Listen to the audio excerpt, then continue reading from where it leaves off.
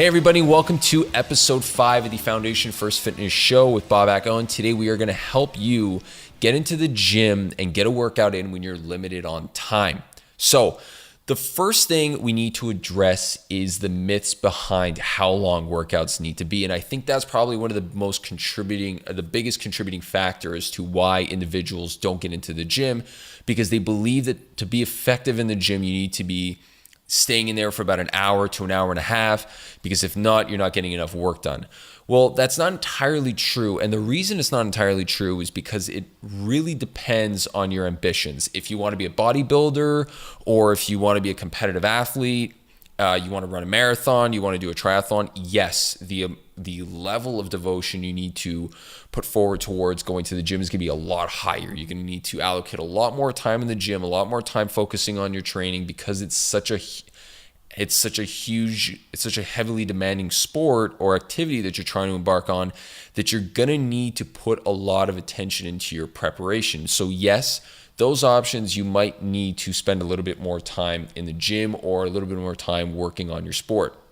But if you're just trying to be healthy and you're just trying to be more active, you're trying to get a regular workout and you're trying to get the occasional workout in, time can be kind of a constraint, but at the same time, it really doesn't take much time to get enough work in a day.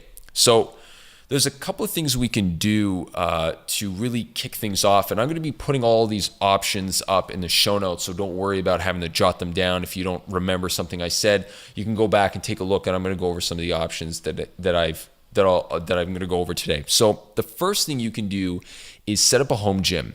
Now, in episode 4, I talked about some really interesting pieces of equipment that you can use in your home that are not going to break the bank, but are going to help you guys get a better workout in than just doing regular body weight. And it's going to make things a little bit more interesting. So you can do that. You can head back to episode 4, listen to that if you haven't, and pick off some of those pieces of equipment and build something for yourself at home. Now, sometimes training at home can be kind of a distraction. Sometimes you just want to get away from everything and just kind of clear your head and be in your own place and get a workout in another another place and get a different scenery in your workouts, and that's okay. But we have to remember that that's going to also bite into our time constraint. And the reason for that is there is that level of commute that you're going to have to allocate towards the entire workout period, because you're going to have to get to the gym and get back. Now, some of you might live closer to a gym. You might be in a condo where you have a gym downstairs, which is great. So you can use those options. But for those of you who don't, who are living a little bit further away from a gym, the home gym might be another viable option to be able to get more of a workout in less time. In the same amount of time, that is. So if you are going to the gym, there's a couple of things we can do there. Now, one of the things we're going to be messing around with is the time and the amount of work we're going to be doing in that said period of time. And the way to do that is by cutting out rest. So the first thing you can do is a superset. Now, many of you who have been going to the gym have already heard of a superset, which is essentially just doing one opposing muscle group or two opposing muscle groups, one after the other with no rest in between, or doing two different muscle groups back to back, again, without any rest in between. That's going to be the easiest way to kind of shave down on some time. The next one is going to be a compound set, which is basically doing the same muscle twice. So doing 2 leg exercises or 2 bicep exercises or 2 chest exercises back to back. It is substantially more difficult because the body is already going to be exhausted from that, or nearly exhausted from that first exercise. So you're going to have to pay a little bit more attention to technique.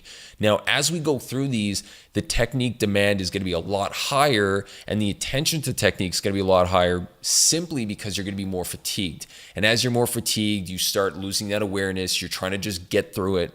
And that's where you really want to audit your movement and maybe shave down the weight as you go through, so that you can kind of allow yourself to fall back into that proper technique pattern, which is what we're trying to do in the first place.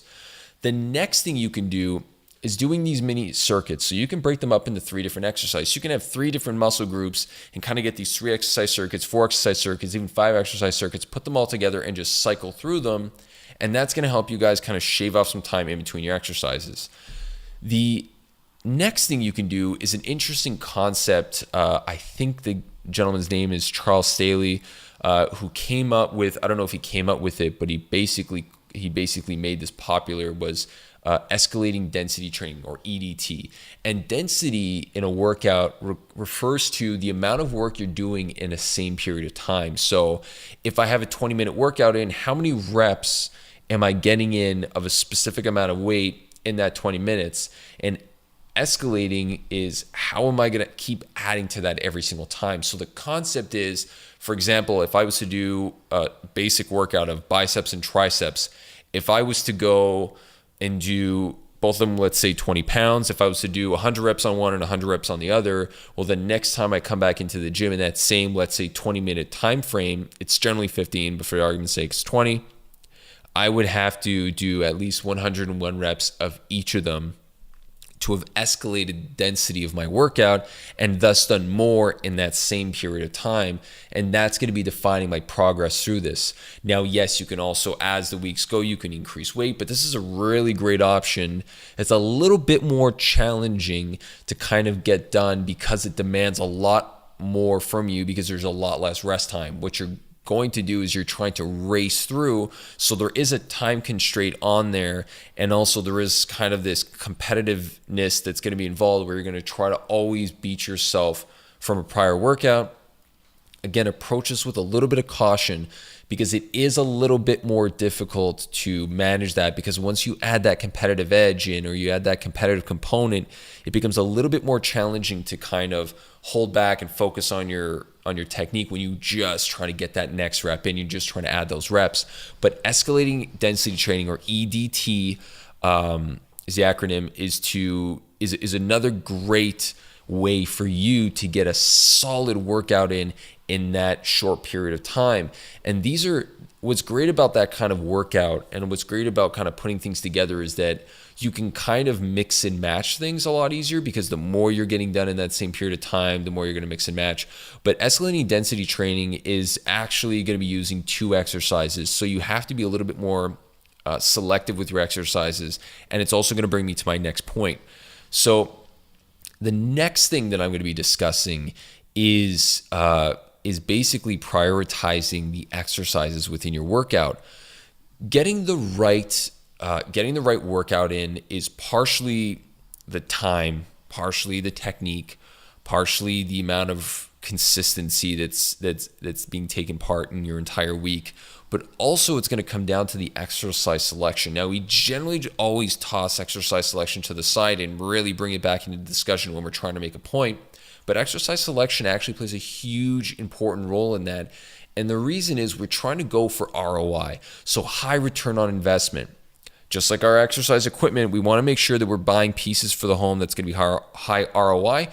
We also want to have a high ROI on the exercise selection. So favoring something like a squat as opposed to a leg extension is going to be significantly better for you. Although I don't really like machines, and I'll talk about that maybe in one of the episodes, but an example that is pretty much the best example I can give you. You could also make an argument for, let's say, a pull-up or a row versus a bicep curl, because you're going to be getting the bicep work inside that row, just like you're going to be getting the quad work inside a squat, but you're also going to be getting so many other things involved in that same workout. So you're better off just going with big compound exercises where they're going to be multi-joint. So multiple joints moving, preferably bigger muscles rather than smaller muscles. Now, we don't want to just go for, like, let's say the big 3 where we'll do a squat, a deadlift, and a bench press, and that's it, because we're going to be missing so many other muscles that are really important with keeping our body nice and symmetrical and moving properly. But what you want to do is, when you are limited on time, you want to focus and dial in on making sure that you're getting the most bang for your buck and picking the right exercises that are going to help you do that. So I'm going to list a couple of exercises, and I'm going to put together a quick week so that you guys can kind of see what you can do, let's say in terms of doing compound and single joint or multi-joint. I'm going to go multi-joint. I'm going to say multi-joint and single joint exercises. So what you could do in a workout that could be very short on time and still throughout that week work on those muscles that you kind of want to develop at the same time. Yes, you're not going to be getting in as often as you'd like. Yes, you're not going to be putting in as much time into that workout and building that muscle, but you might still want to work on it, like the biceps or something like that you really want to get going on. There's going to be a way to do it. There's going to be a way to approach it, and I'll go over that. So again, if you guys have any questions, I appreciate you guys listening. And until next time, guys, keep building that foundation.